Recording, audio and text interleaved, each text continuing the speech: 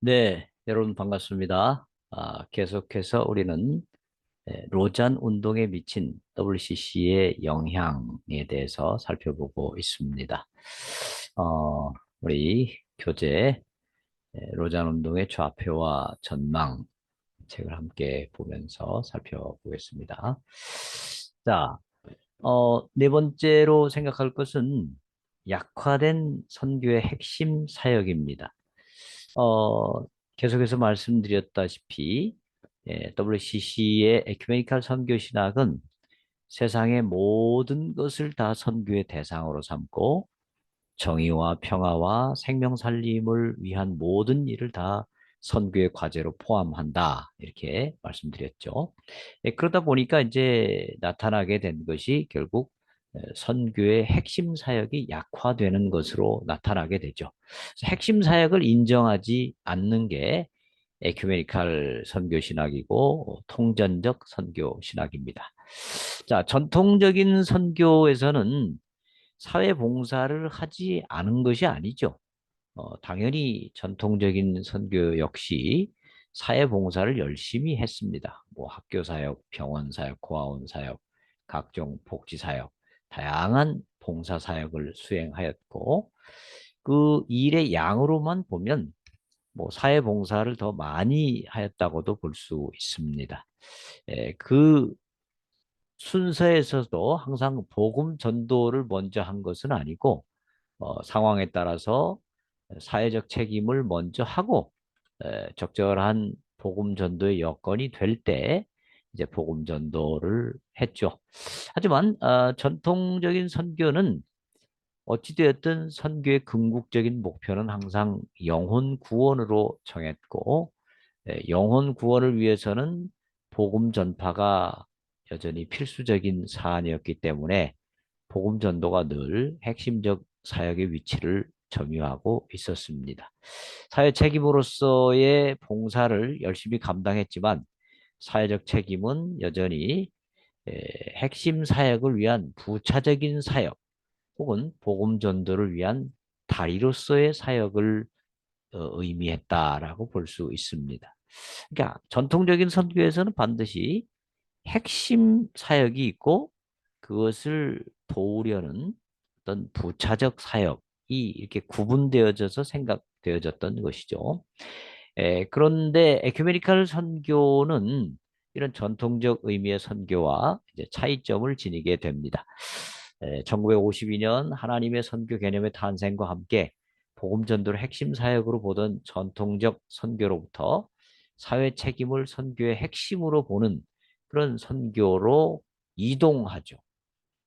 1968년 웁살라 대회에서 인간화를 선교의 목표로 선언하고 1973년 방콕 대회에서 인간 영혼 구원이 아닌 해방으로서의 구원을 강조하게 되죠.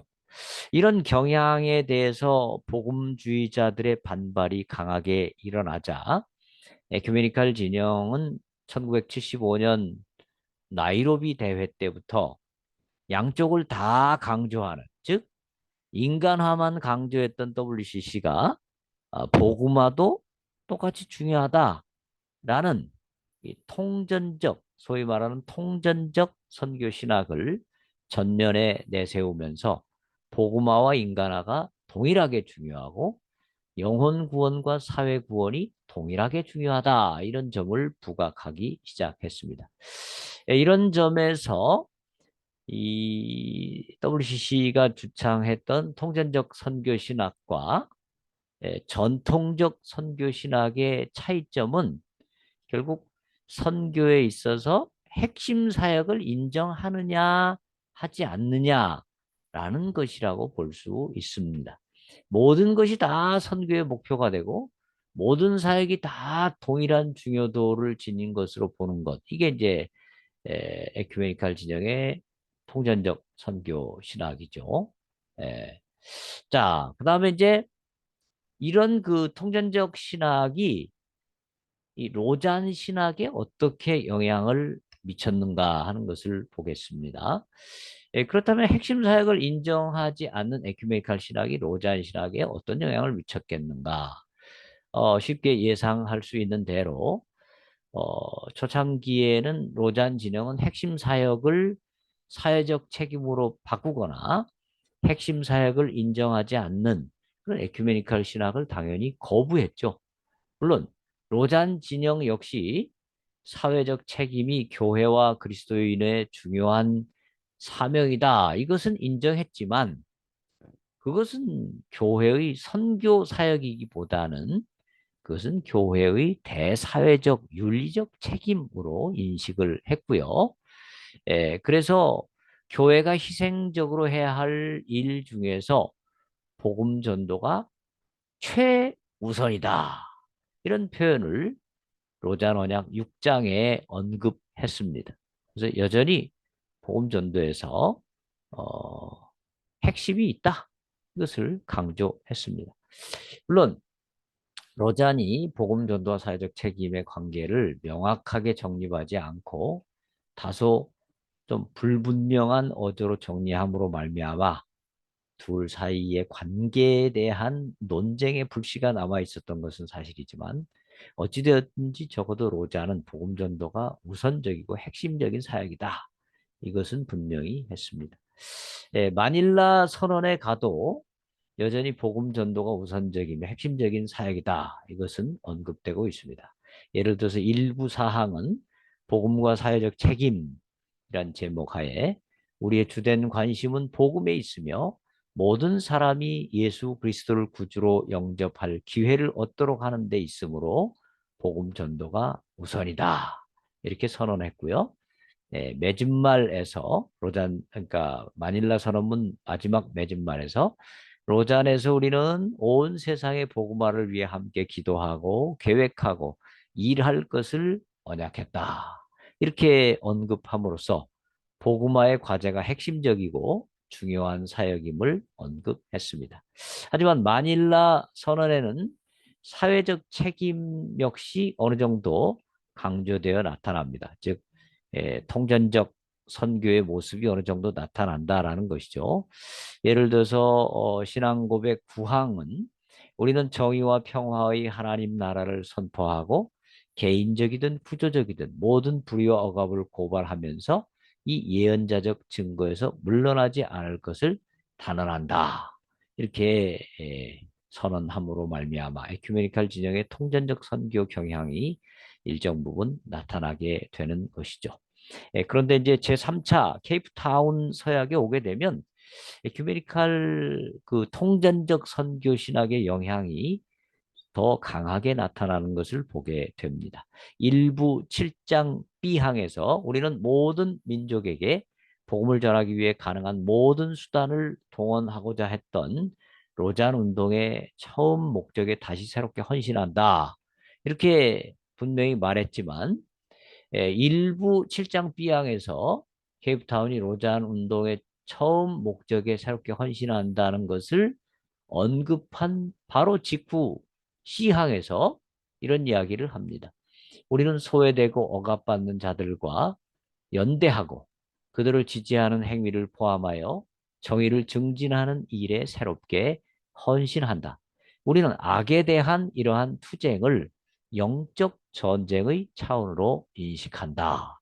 이렇게 말을 함으로써 정의를 위한 투쟁이 과거에는 단순한 어떤 그 사회적 책임 또는 윤리적 책임이었다면 이것이 이제 영적 전쟁이다. 이렇게 언급하면서 복음 전도, 즉 선교적 책임과 사회적 책임 사이에 어떤 구분을 두지 않고 그렇기 때문에 우선성이 없음을 천명하고 있는 것입니다. 일부 10장 B항 역시 그러므로 우리의 모든 선교에서 복음 전도와 세상에서의 헌신적인 참여가 통합되어야 하며 이 둘은 모두 하나님의 복음에 관한 성경 전체의 계시가 명령하고 주도하고 있는 일이다. 주도하는 일이다. 즉 선교에서 어떤 사도적 책임인 복음 전도와 봉사적 책임인 세상에서의 헌신 이것이 선교에서 나누어지면 안 된다. 함께 가야 된다라는 이 총합 통전적 선교 또는 총체적 선교를 이야기하고 있습니다. 그래서 일부 10장은 하나님은 선교의 모든 차원을 총체적이고 역동적으로 실천하도록 그분의 교회를 부르셨으며 우리는 이에 헌신한다. 이렇게 말함으로써 로잔이 추구하는 선교가 바로 총체적 선교 또는 통전적 선교라는 것을 의미합니다. 자, 이렇게 볼 수 있는 대로 복음 전도와 사회적 책임을 모두 하나님의 선교에 동참하는 것으로 보면서 어떤 사역의 특별한 우선성이나 중요성을 두지 않는 이런 총체적 선교가 드디어 로잔에 나타나게 됩니다. 그러면서 일부 7장에서 로잔이 추구하는 총체적 선교에 대해 이렇게 말합니다. 총체적 선교란 뭐냐? 복음이 예수 그리스도의 십자가와 부활을 통해 성취된 하나님의 구원의 좋은 소식이며 그 구원은 개인과 사회와 창조 세계를 위한 것이라는 성경적 진리를 분별하고 선포하고 살아내는 것이다 라고 정의합니다. 즉 복음은 어떤 개인만 변화시키는 것이 아니라 사회도 변화시키고 창조 세계에 대한 책임도 지는 이런 것이 바로 복음이다. 소위 말하는 온전한 복음이라는 의미겠죠. 자, 이런 그 로잔의 선교 정의는 확실히 복음 전도의 우선성을 두었던 전통적인 선교와는 달라진 정의를 가지고 있고요. 이 정의에는 에큐메니칼 진영의 영향이 상당 부분 반영되었다. 이렇게 볼 수 있겠습니다. 자, 이런 경향은 이제 또 다섯 번째 특징으로 나타나는데요. 그것은 뭐냐면 약화된 복음 전도의 긴급성과 전도의 헌신입니다. 복음 전도의 긴급성이 약화되죠. 이게 이제 원래 에큐메니칼 선교 신학인데, 자, 이 에큐메니칼 신학의 특징 한번 살펴보겠습니다. 전통적인 선교에서는 복음 전도의 과제를 매우 긴급한 것으로 여겼죠. 그리고 이게 긴급하기 때문에 당연히 가장 먼저 가장 많은 에너지를 투입해서 해야 한다. 이렇게 생각하는 경향이 강했습니다. 그리스도를 알지 못하는 영혼들은 지금 멸망을 향해 달려가고 있기 때문에 한시라도 빨리 이들을 구원해야 된다라는 점에서 굉장히 복음 전도는 긴급한 일이고 이 일을 위해서는 어떤 희생도 아깝게 여기지 않았습니다. 이런 신학적 사고가 있었기 때문에 전통적인 선교사들은 자신의 모든 것을 희생해 가면서까지 선교 사역에 임했습니다. 언제 어느 때 주님의 재림이 있을지 모르기 때문에 그 재림의 날이 임하기 전에 한 영혼이라도 더 구해야 한다는 긴박한 선교적 책임이 있었습니다. 하지만 WCC에 오게 되면 이런 긴박감을 찾아보기가 어렵습니다. 복음 전도를 위해 모든 것을 헌신해야 한다는 말 자체를 찾아보기가 어렵습니다. 앞서도 언급했듯이 에큐메니칼 진영의 세상 이해는 주님의 임박한 재림과 함께 모든 것이 끝나고 새하늘과 새 땅으로 대체되는 세상 이해가 아니라 이 세상을 지속적으로 발전해서 결국 창조를 완성해야 된다. 이런 이해가 강하기 때문에 여기서 한 영혼이라도 더 빨리 구원해야 된다. 이런 관점보다는 이 세상을 더 평화롭고 살기 좋은 세상으로 만들어서 창조를 완성해야 된다. 이런 관점 때문에 복음 전도의 긴박성은 사라지게 되죠. 오히려 바람직한 선교는 세상의 평화와 화해와 일치, 창조 질서 보존을 위해서 헌신하는 선교가 더 바람직한 것이다. 이렇게 보는 관점이 더 우세하게 되는 것입니다. 자, 이런 그 복음 전도의 긴급성을 약화시키는 선교, 이것이 로잔에 어떻게 영향을 주었는지 한번 살펴보겠습니다. 로잔 언약, 즉 1차 로잔 대회 때 나타난 세상 이해는 다분히 전통적인 세상 이해라는 것을 앞에서 살펴보았죠. 또 이 세상의 발전을 통한 종말을 거부하고 하나님에 의한 전혀 예상치 못한 새하늘과 새 땅이 나타날 것을 보고 있습니다. 이런 세상 이해와 함께 로자는 로자노작 구항에서 복음전도의 긴박성이라는 그 제목 아래 가능한 모든 수단을 총동원해서 되도록 이른 시일 안에 한 사람도 빠짐없이 이 좋은 소식을 듣고 깨닫고 받아들일 기회를 얻는 것이 목표다. 희생 없이 이 목표를 성취하는 것을 기대할 수 없다. 자, 여기에 지금 뭐가 나타나고 있습니까? 복음 전도의 긴급성, 긴박성, 그리고 이를 위한 희생, 이것을 분명히 강조하고 있는 것을 보게 됩니다. 마닐라 선언, 2차 마닐라 선언 역시 복음 전도의 긴급성과 헌신을 강조하게 됩니다.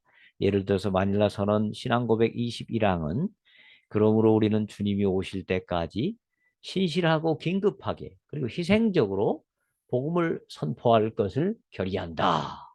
이렇게 말했고요. 맺은 말에서 마닐라에서 우리는 온 교회가 온 세상에 온전한 복음을 가지고 나아가 하나가 되어 희생적으로 주님이 재림하실 때까지 긴급하게 그리스도를 선포할 것을 선언하는 바이다.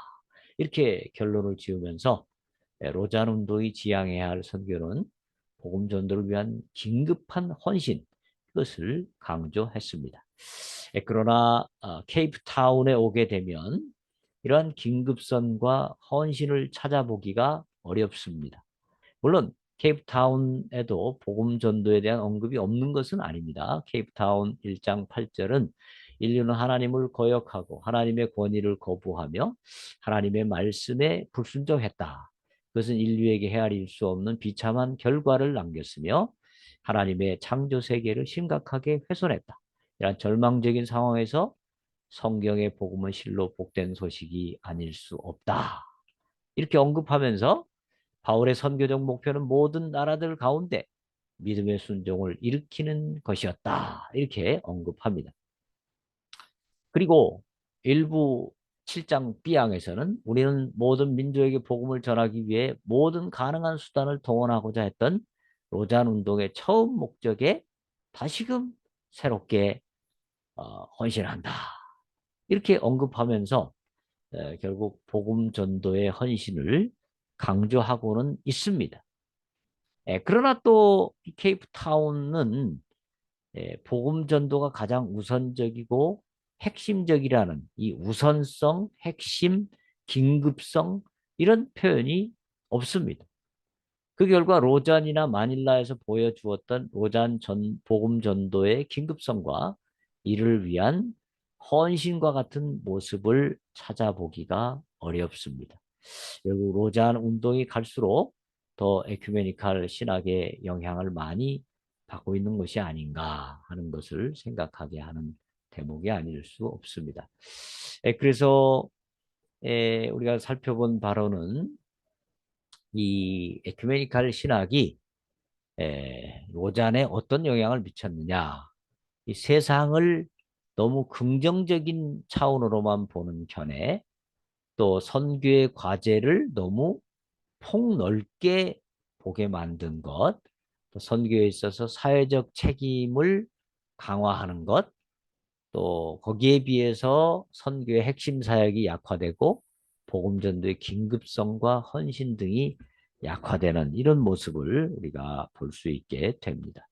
이런 점은 결국 로잔이 WCC의 영향을 너무 많이 받으면서 WCC야 뭐 당연히 처음부터 선교에 있어서 사회적 책임을 강조한 그런 기구니까 나름대로 그 역할을 감당한다고 하지만 로자는 그래도 복음 전도가 가장 중요하고 이것이 교회의 중요한 선교적 책임이다 라는 것을 강조하면서 생겨난 그런 기구이기 때문에 이 로잔마저 WCC를 따라서 사회적 책임과 어떤 사도적 책임이 똑같이 중요하다라고 보는 것은 다소 위험한 경향의 변화가 아닌가 이런 생각을 갖게 됩니다.